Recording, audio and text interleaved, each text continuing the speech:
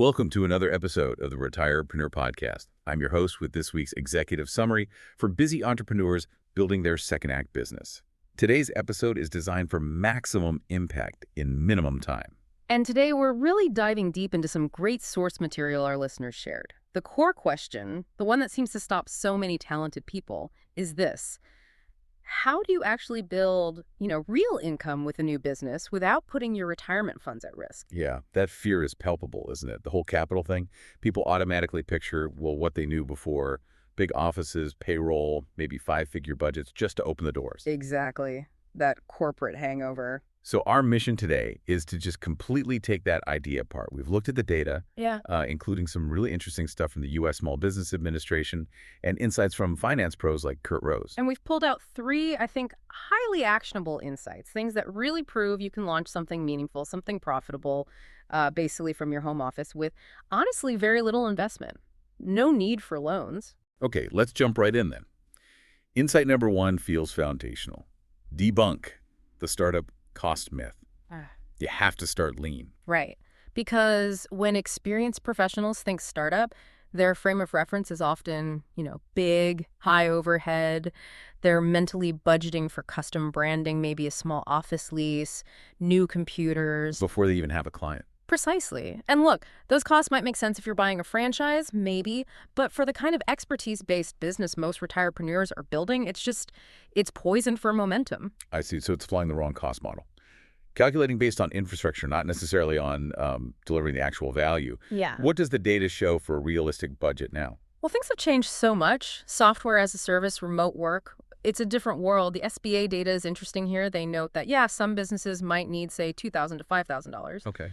But a home-based service business, which is the sweet spot for retirepreneurs. You can launch for significantly less, often under $500 easily. Under $500.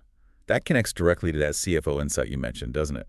The quote was, fixed costs kill momentum. Variable costs create flexibility. Can you unpack that a bit? Yeah, absolutely. It's simple, really. Fixed costs are things you have to pay every month, whether you make a sale or not. Rent is the classic example. Right, that big monthly bill. Exactly. And it doesn't directly bring in revenue, does it? It just sits there. Variable costs, on the other hand, are tied to actually doing business. Maybe software you only pay for when you use it or transaction fees. They scale with your success. So ditching the rent, that's huge. You mentioned potential savings of, $1,500 to $4,000 a month? Easily. By working from home, you're not just saving cash, you're building profit margin right into the model from day one.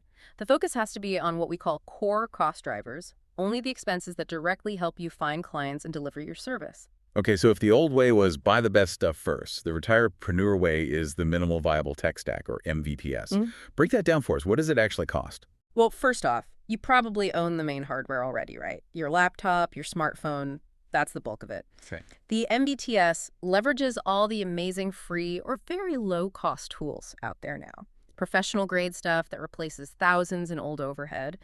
And you can set most of it up in, an afternoon. Okay, give us the specifics. What are these critical free tools? So we highlighted a few key ones. Calendly is huge, replaces needing someone to book your calls. The free version is incredibly powerful. Then you've got video calls covered with Zoom or Google Meet, totally free for one-on-one and most small group meetings. For basic bookkeeping and invoicing, Wave Accounting, it's free, it's simple, much easier than jumping into QuickBooks right away. Makes sense. Keep it simple. What about a business phone line? Don't want to use your personal cell, right? Definitely not. Google Voice gives you a free business number that forwards to your cell. Looks professional, keeps things separate. Combine that with free tiers from email marketing platforms like Beehive or MailChimp for staying in touch with leads. And you've pretty much covered your core operations.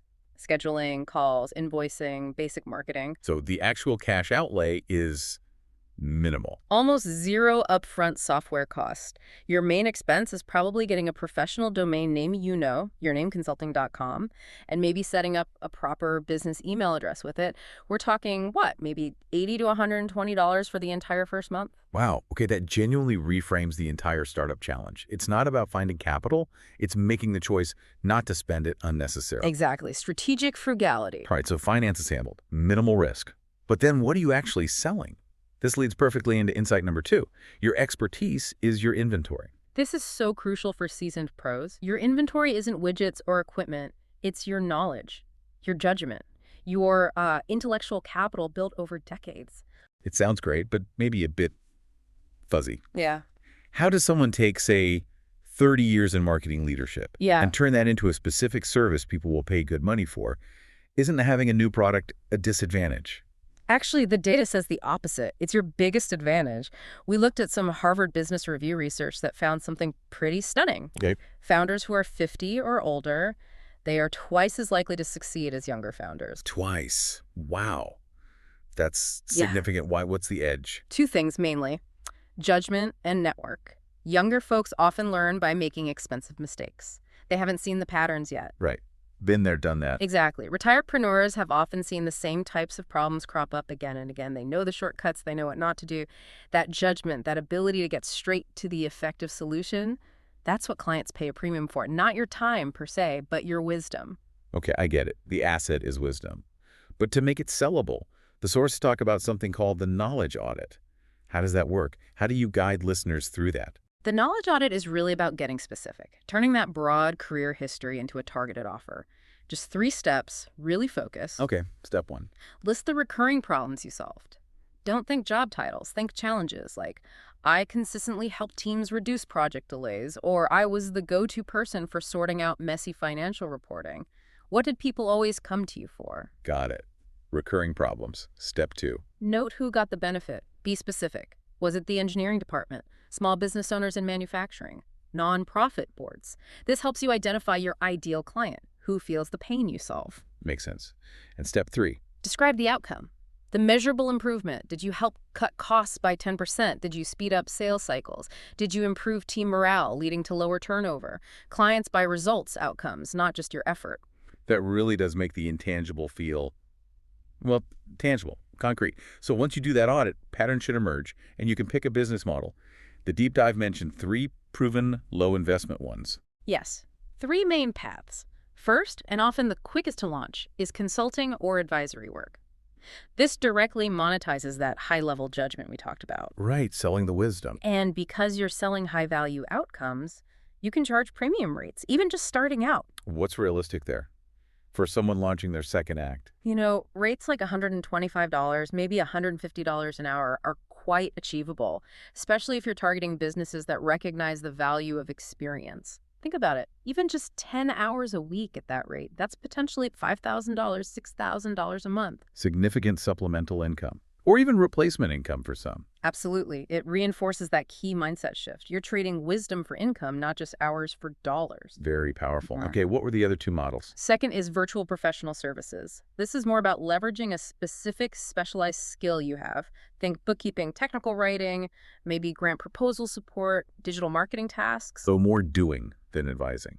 A bit, yeah. The rates might be lower, say $40 an hour perhaps, but it's still fantastic for building supplemental income. 10 hours a week could easily bring in $1,600 a month or so. Very low startup cost needed there too. Okay. And the third one, often seen as the holy grail. Right, knowledge products. This is the build once, sell many times idea. Think downloadable guides, templates based on your unique process, maybe a short online course, an industry-specific checklist. Stuff you create from your knowledge audit insights. Exactly. It takes more upfront time investment to create the product, obviously, but once it's done, the cost to sell and deliver it is almost zero. Huge leverage potential there for recurring income down the line. Okay, that's brilliant. So we have the lean budget sorted. We have ways to define the product based on experience. Which brings us perfectly to the final piece, our third insight, the strategic launch roadmap. How do you actually get going without making costly mistakes? Yeah, this is about avoiding that huge common error, overinvesting before validation. It's a psychological trap. Well, many seasoned professionals feel they need to look perfectly established from day one. They think credibility comes from a fancy logo, a custom-coded website that costs thousands. The perfect image. Right. But the sources we looked at really hammer this home. Logos and slick websites don't equal credibility in the early days. What equals credibility? Results, testimonials, proof that you can actually solve the client's problem. So substance over style, especially at the start. Results beat aesthetics. How do you get those crucial first results fast without getting bogged down? You mentioned a rapid 90-day bootstrap timeline. Yes, designed for people who don't have endless time. It's all about momentum, leveraging trust you've already built, and being super disciplined with spending. Okay, walk us through it. Weeks 1 and 2. This is definition and setup. Use your knowledge audit results to nail down a very specific offer. Don't try to boil the ocean. Solve one clear problem, and then immediately set up that minimal viable tech stack we discussed. Get Calendly running, get Wave set up, grab your Google Voice number. That's it. Don't spend money elsewhere. Simple, focused action. Then weeks 3 and 4, this is key, right? Yeah. Leveraging the network. Absolutely. The fastest path to your first clients. Identify 5 to 10 people in your existing network. Former colleagues, maybe clients, even old bosses you had a good relationship with. And just pitch them. No, not directly sell. Ask for feedback on your specific offer. Does it make sense? Who do they know who might need this? Ask for introductions and referrals. Their trust in you bypasses a huge amount of the sales friction. A warm referral is gold. Okay, smart. So you get leads or feedback, then weeks 5 through 8. Execution time. Serve those first 1 or 2 clients, maybe even offer a slightly reduced beta rate to get started. Your absolute main goal here isn't profit maximization yet, it's getting results and testimonials. Document everything. Those success stories are your marketing foundation, worth way more than a flashy brochure. Proof of concept, basically. Real-world proof. And the final step, financially. Only start upgrading after week 9, and only upgrade what is genuinely holding you back. This goes back to that CFO tip. Never pay for premium software until the free version slows you down. Right. Don't pay for Calendly Pro if the free one handles all your booking. Exactly. If Wave is doing your invoicing fine, stick with it. This discipline stops that cost creep that can sink a lean startup. Upgrade based on need, not ego or what-ifs. So, pulling this all together, what does this mean for someone listening right now? What's the one thing they should absolutely do this week to get started? It's all about breaking inertia, momentum over perfection. So this week, choose one of those models: consulting, virtual services, or maybe just outlining a knowledge product idea. Write down one specific offer based on your experience, and then set up just one of those free tools. Just one? Just one. Set up your Calendly link, or create your Wave account, or secure your Google Voice number. That's small action. That's the difference between thinking about launching and actually being in business. It makes it real. You can test your idea, see if people respond, prove your knowledge has value, all for less than a fancy dinner out and maybe 10 focused hours a week to start. That really is the power we wanted to highlight in this deep dive. It's not just about replacing income, though it can be. It's about adding flexibility, adding purpose, maybe building something amazing in your next chapter, using the incredible wealth you already possess, your wisdom. That's your executive briefing for this week. If you found value in these insights, share this episode with fellow retirepreneurs and subscribe to the Retirepreneur newsletter at retirepreneur.com. Follow us for weekly strategic insights, and remember, your most successful chapter is just beginning. Until next week, keep building.